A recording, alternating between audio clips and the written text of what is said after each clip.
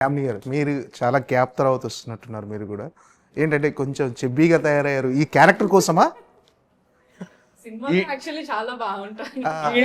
ఈ ఇంటర్వ్యూస్ కోసం అని చెప్పి చబ్బిగా తయారైంది. ఓకే, బబ్లీ అంటున్నారు కానీ బట్ సినిమాలో ఇట్లా లేను. సినిమాలో చాలా సన్నగా మంచిగానే ఉన్నాను. But Okay. మేబీ ప్రాసెస్ లో కొంచెం అయ్యింది. ఏముందండి, ఇంకో నెల రోజులు అయితే సన్నగా అయిపోతుంది. మామూలు ఇప్పుడు కూడా పెద్ద చెబ్బీగా ఏం లేరు, మామూలుగా చాలా చక్కగా ఉంది, చూడముచ్చటగా పదహారాల అచ్చ తెలుగు ఆడపడుచులాగా ఉన్నావు. అంటే మేబీ అది నాకు బికాస్ నేను అలా ఉన్నాను కాబట్టి ఇప్పుడు ఇలా నన్ను నేను చూసుకుంటుంటే నాకు ఆ ఫీలింగ్ ఉందేమో కానీ వీళ్ళందరూ పాపం ఎప్పుడు ఏం అనలేదు, నేను ఫీల్ అవుతున్నాను అంతే. ఓకే, ఏం లేదు, ఫీల్ అవ్వాల్సిన అవసరం లేదు.